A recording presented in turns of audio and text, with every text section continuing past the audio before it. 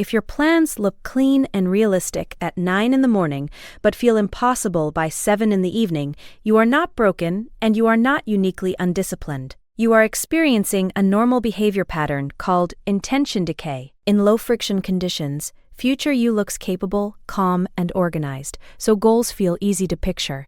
Later, context changes and your brain switches from planning mode to relief mode. The same person, same goals, different cues. That difference is why good intentions disappear without warning. In this video, we are not going to use motivation speeches. We are going to build a practical cue chain that works when energy is low, attention is fragmented, and real life is noisy. We will also translate each concept into actions that fit a normal weekday, not an idealized perfect day.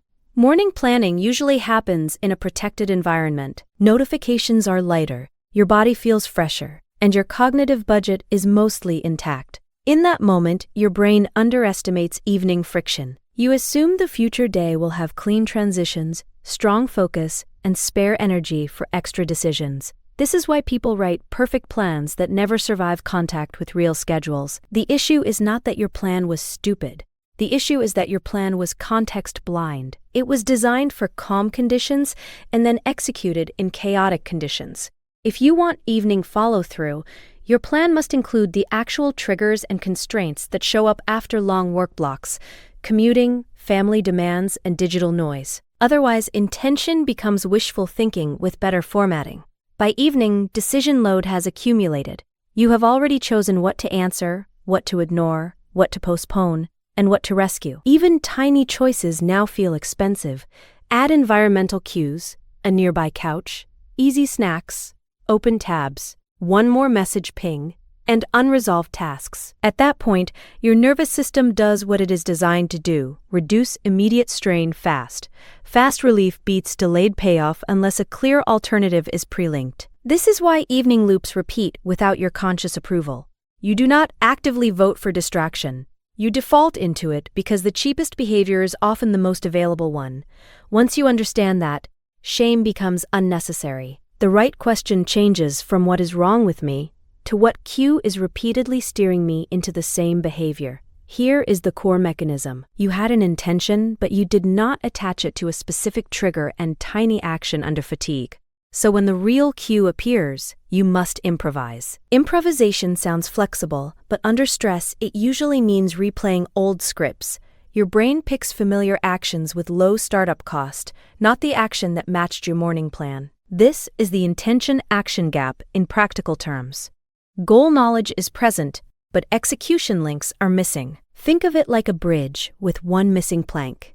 You can see the other side clearly, but you do not cross because there is no safe first step where you stand right now. To fix this, we do not need bigger goals. We need tighter links between predictable cues and tiny executable responses that survive low attention. A cue chain is a compact system with 3 linked parts: trigger, tiny response, and reset marker. First, pick a trigger that already happens every day without extra memory, like keys down, dinner finished, or laptop closed. Second, attach a tiny response that can be completed in under 1 minute when tired. Third, add a reset marker that visibly ends the sequence and cues the next behavior. This matters because completion has to be seen, not remembered. Cue chains are powerful because they remove negotiation. When the trigger appears, the next step is already decided. You are no longer asking, "What should I do now?" while depleted. You are executing a prepared microsequence. Over time, repeated chains reduce friction, lower decision cost, and protect intentions from evening context drift. Think of this as designing autopilot for the hardest part of your day. Step 1 is trigger mapping. Do not pick ideal triggers. Pick real triggers from your current evening. Make a short list of moments that happen on most weekdays, whether your day was good or bad. Good examples are when keys hit the bowl, when dishes are done, when pajamas go on, or when phone charging starts. Bad examples are vague times like around 8, or when I feel motivated. Time-only triggers fail because they require monitoring and interpretation. Event-based triggers win because they are concrete and automatic. Choose 3 event triggers only. More than 3 increases complexity and reduces consistency. Your goal in week 1 is not optimization. Your goal is dependable repetition. Stable triggers create the rails that your tiny actions can run on without extra mental effort. Step 2 is tiny action assignment. For each trigger, write one action that can be finished quickly, even on your worst weekday. If keys down, fill a water bottle and place it on your desk. If dinner done, set out tomorrow's first item for your priority task. If phone charging, write one sentence for tomorrow's opening move. Keep actions physically specific and small enough to remove resistance. Tiny does not mean meaningless. Tiny means executable under friction. Small actions are behavior anchors. They preserve identity and momentum. Once momentum exists, expansion is easy. Without momentum, large plans remain theoretical. Also, avoid stacking too many micro-actions behind one trigger. One trigger, one tiny response. Simplicity improves reliability, and reliability is what rewires evening behavior. Your only objective in week 1 is consistency, not intensity. Step 3 is reset marker design.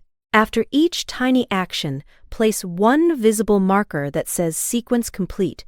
You can flip a card from pending to done, move a clip on a simple tracker, or put a check magnet on a board. The marker does 2 jobs. It closes the loop so your brain stops carrying unfinished tension, and it prompts the next useful behavior with minimal thought. This is where many systems fail. People do the action but skip the closure signal, so the routine feels fuzzy and forgettable. Visible closure increases clarity and repeatability. Treat markers like physical punctuation. They end one sentence and start the next. When completion becomes visible, evening feels less chaotic because your environment stores progress for you. Now add a fallback rule for bad days, because bad days are part of the system, not exceptions. Your rule should be, if I miss the chain, I do only the smallest middle action and still mark completion. This keeps continuity alive when energy is low. Without a fallback rule, one missed day triggers all or nothing thinking, and all or nothing thinking kills consistency faster than low motivation ever will. Recovery speed is the performance metric that matters. You are not trying to build flawless evenings. You are trying to make the system self-healing. A reliable fallback protects identity by proving that you still execute something when conditions are poor. That proof is what keeps the next day from starting with guilt and avoidance. Run this as a 7-day experiment with strict simplicity. Keep the same 3 triggers for the full week. Keep each tiny action under 1 minute. Keep the same reset markers in the same physical locations. Do not optimize in the middle of the test because frequent changes hide what actually works. At the end of day 7, review each chain using 3 questions. Did the trigger fire reliably? Did the action feel doable when tired? And did the marker make completion obvious? Keep what passed all 3 checks. Replace what failed with a smaller action or a clearer trigger. This method turns behavior change into iteration instead of self-judgment. You are collecting signal from real evenings, then refining the system with evidence. Before today ends, do one implementation step now. Write one trigger that already happens tonight. Attach one tiny action that takes less than 60 seconds. Choose one visible reset marker and place it where the action happens. That is enough to begin. You do not need a full life redesign to stop intention decay. You need one dependable chain repeated in the exact context where plans usually collapse. Start with one chain, run it for 7 days, then expand only after it feels automatic. If you remember one line from this video, remember this: intentions survive when cues are concrete, actions are tiny, and completion is visible. If this chain works, clone the same pattern to one more evening trigger and keep the structure identical.